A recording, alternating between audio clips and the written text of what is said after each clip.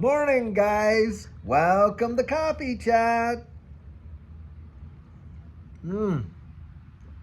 Oh my gosh, that was so good. So good. I hope you're enjoying your cup with me because sometimes, man, you get up and you just cannot wait to take that sip. Now, I save those first sips most of the time so you and I can actually have it together. And although it's kind of a virtual thing, it's literally having a coffee chat with you and me. That's how I like to do it because it gives me that sense of connection and stuff like that. So hopefully that's what we're doing together. Wow, wow, wow.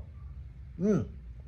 Guys, I'm going to tell you something. Today, Judy and I, by the way, we have been just going gang busters. Literally from the time, the middle of December up until now, because of course, with Christmas, the holidays, all of our family coming in because our youngest daughter is getting married. In fact, today she's having her bridal shower later this afternoon. They're doing kind of like a tea party and all this kind of stuff. So I'm getting the boot. I'm getting booted out.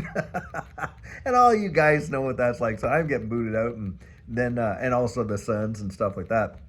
But we have been so busy, and I haven't been able to even get to my emails, haven't even logged on to take a look, because I know the moment I do log on to take a look, I'm going to want to start working through them and stuff like that. And I know I don't even have the time, and Judy would literally lose it if I did. And I've kind of given her that commitment. So guys, I want you to know something. I'm going to be getting back to those emails. So don't think I've been ignoring you. I haven't been ignoring you. I've actually been saving my own skin, if you know what I mean. Kind of things like that, making sure that, hey, happy wife, happy life kind of deal and all that kind of stuff.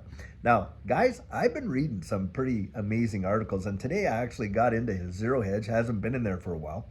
Reading an article about the median income and how much it costs to actually buy a home today.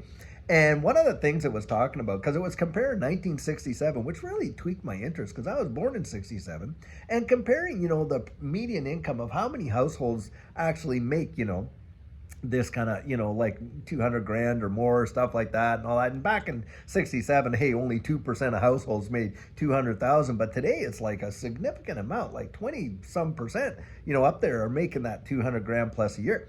But what's wild is the difference in how much those incomes buy. I mean, back in 1967, it took like maybe two and a half times your annual salary to buy a home. Well, now it takes 6 times the annual salary to buy even an average house. And that is absolutely astronomical. And of course, we know inflation's not stopping. I mean, come on, these guys that have been filling us with all this kind of stuff. Oh, well, we're going to, and you got Jerome Powell cutting rates and all that.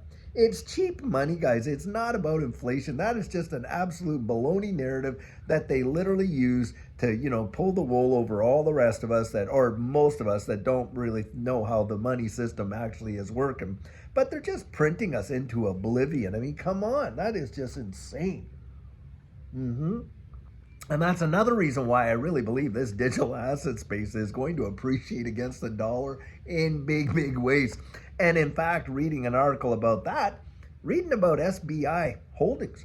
And over there in Japan, literally they're within a week or so away of most every bank in Japan utilizing XRP. I mean, that is phenomenal for all these folks that come out and say, oh, nobody's using it, banks are. Do you know what? It's institutions that are gobbling it up faster than any of the rest of us are ever buying it. I mean, retail is not moving this market, guys.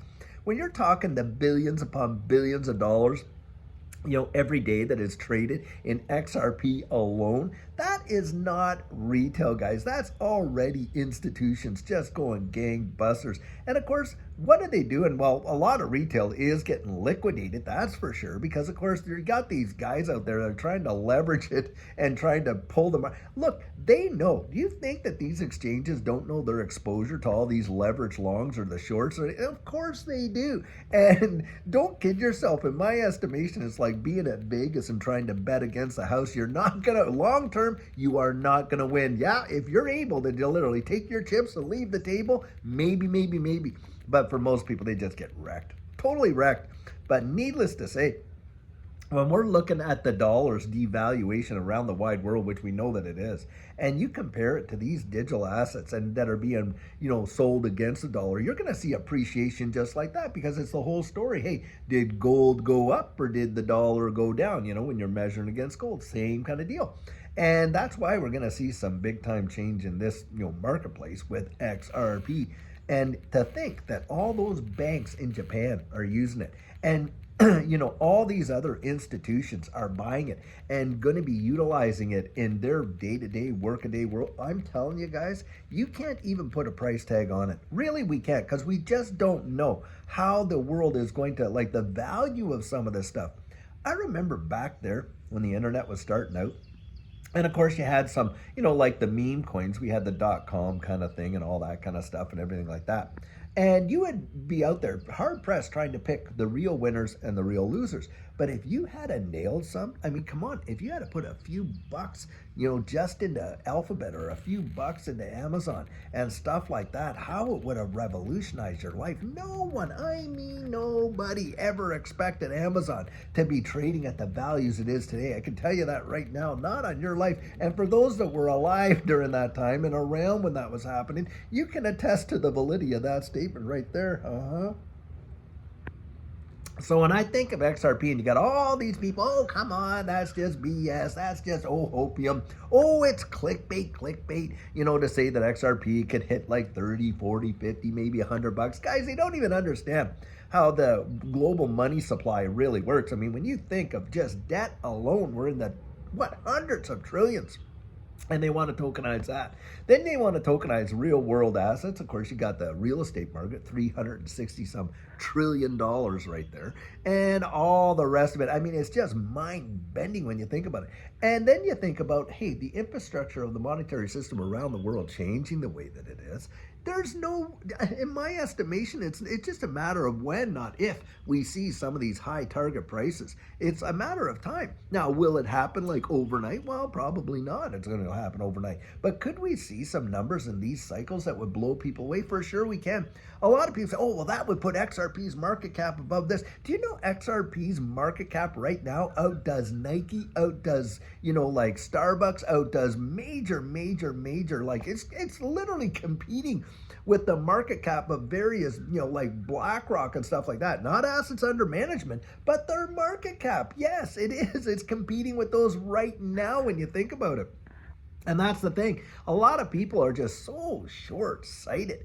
And, it makes me laugh when they come out with the whole clickbait type of thing. Because, I mean, let's be honest. Is there ever been an article in the newspaper written, or a TV show or a movie title or anything like that that is not trying to encourage people to get out there and, view the content? Well, of course, or read it or whatever. Yeah, I guess every title there is has to be clickbait. Come on, that's ridiculous. I guess we should just make our titles just another XRP video, or whatever. I mean, but you put out a price tag on it and people just freak out. I actually love it because I get such enjoyment of it. Now, the other day I said something in my video I was hoping a lot of people would catch.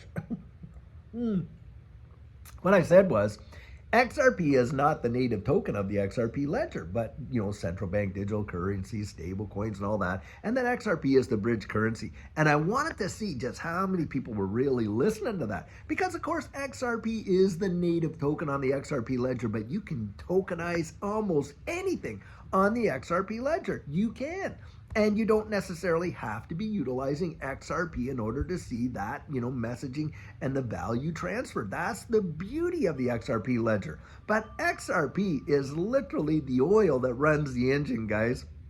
David Schwartz has come out and explained that so many times. And that is a fact, Jack. Now, one guy absolutely caught it, and boy, did I ever give him some kudos for doing it, because I was thinking, you nailed it. And, and so, I put it in the comments, and it was boomer something or other, but it had to be a boomer, right? For all these, guys that are like, oh, you boomers and all this and that. Hey, I'm proud to be a boomer. I'll tell you that right now. This is a generation of doers, man. We really did as much as we possibly could. And you know why we did it? Think about this. We did it for those coming up behind us. It wasn't just for ourselves. That's one thing about this generation, boomer generation, for those who are not. One thing that we were, kind of bred right in us was the whole idea that you go out there and you carve your niche in the wide world so that you can leave something better behind you, and for your kids and your grandkids and on and on. And how many of us are in this XRP ecosystem so that we can do just that? leave something, leave a legacy, generational wealth transfer. And do I believe that this space represents the greatest wealth transfer in the history of mankind? I absolutely do. I think it's going to leave people literally gobsmacked. They're not, most people, by the way, having said that, and wouldn't you agree with this, are completely unaware. They're just completely unaware. They're totally oblivious to, this space and the opportunity that it presents, and the fact that it is going to literally change practically everything that we do. Not just our the internet of value and our monetary instruments, but our IDs, our education, our, everything, our ownership of property, you name it. It is going to touch practically every sector of, what we do in the wide world in a big, big way. And of course, look, how we interact with one another. I think it's going to be amazing, amazing, amazing to see. And that's why, guys, I don't look at these day-to-day price actions. And we could see XRP. Yep, it could dip down there. I've heard technical analysts say, hey, maybe a buck, 56 or something like that. But still holding on to some bullish, indicators that they believe are going to truly send it. And guys, boy, does 2025 look like it is going to be a fantastic, absolutely fabulous year. I cannot wait. Guys, I'll tell you what. I'm going to be getting back to those emails and getting them out there. Just give me a little bit of time to do that. I'm getting through the wedding. Probably going to be, in the last part of December here and in the beginning of January. I'm going to get to all of them because, you know what? I value you so much. You are an amazing, amazing community. Really do. Judy and I really love you guys a lot. And cannot wait to see a lot of them at XRP Vegas and stuff like that. So, guys, I'll tell you what. Until later on today, when we hope to have an amazing video for you, have a great one and take care.